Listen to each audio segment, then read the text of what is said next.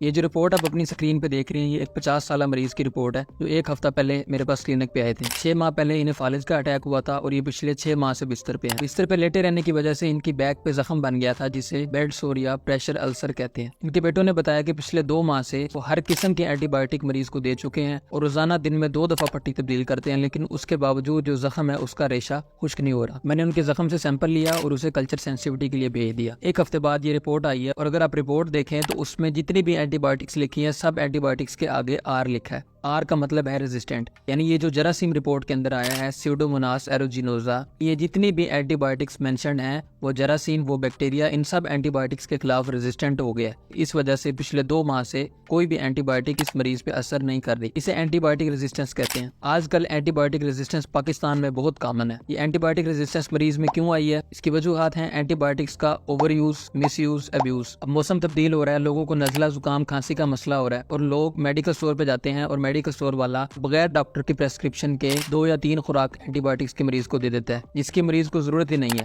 یہ جو موسم کی تبدیلی کے وقت نزلہ زکام کھانسی ہوتی ہے یہ وائرل ہوتی ہے، اس میں کسی اینٹی بایوٹکس کی ضرورت نہیں ہوتی، تو یہ اینٹی بایوٹکس کا مس یوز ہے۔ دوسرا، اگر کسی مریض کو اینٹی بایوٹک کی ضرورت پڑتی بھی ہے اور ڈاکٹر کسی مریض کو اینٹی بایوٹک لکھ کے دیتے ہیں تو ہمارے مریض اس طرح کے ہوتے ہیں کہ اگر وہ 1 یا 2 اینٹی بایوٹکس لیں تو اس سے مریض میں بہتری آنا شروع ہو جاتی ہے، اس کے بعد وہ اینٹی بایوٹک کھانا چھوڑ دیتے ہیں۔ اینٹی بایوٹک جب بھی کھائیں اس کا کورس لازمی پورا کریں، اگر آپ کورس نہیں پورا کریں گے تو اینٹی بایوٹک ریزسٹنس ڈیولپ ہوگی۔ اب سوچیں یہ 50 سالہ مریض ہے اور دنیا کے اندر جتنے بھی اینٹی بایوٹکس ہیں سب سے یہ ریزسٹنٹ ہو چکا ہے، یعنی کوئی بھی اینٹی بایوٹک اس مریض کا ریشہ خشک نہیں کر سکتی، اس مریض کا زخم ٹھیک نہیں کر سکتی۔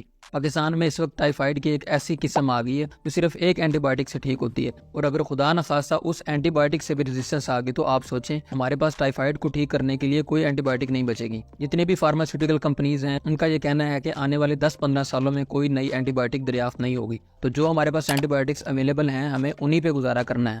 اگر ہم اوور یوز، مس یوز کریں گے تو اینٹی بایوٹک ریزسٹنس ڈیولپ ہوگی، اس کی وجہ سے آنے والے کچھ وقت کے بعد نمونیا، ٹائیفائڈ، ٹی بی، ان مسائل کے لیے ہمارے پاس کوئی اینٹی بایوٹک نہیں بچے گی۔ تو خدا را ڈاکٹر کی پریسکرپشن کے بغیر اینٹی بایوٹکس استعمال نہ کریں۔ یہ ہلکا سا نزلہ زکام جو کھانسی ہو جاتا ہے اس کے لیے کسی اینٹی بایوٹک کی ضرورت نہیں ہوتی، یہ خود بخود 5 سے 7 دن کے اندر بالکل ٹھیک ہو جاتا ہے۔ اور اگر ڈاکٹر آپ کو لکھ کے دیتا ہے اینٹی بایوٹک 5 دنوں کے لیے، 7 دنوں کے لیے، 10 دنوں کے لیے یا 14 دنوں کے لیے، ڈاکٹر آپ کو جتنی اینٹی بایوٹک لکھ کے دیتا ہے اس کا کورس کمپلیٹ کریں۔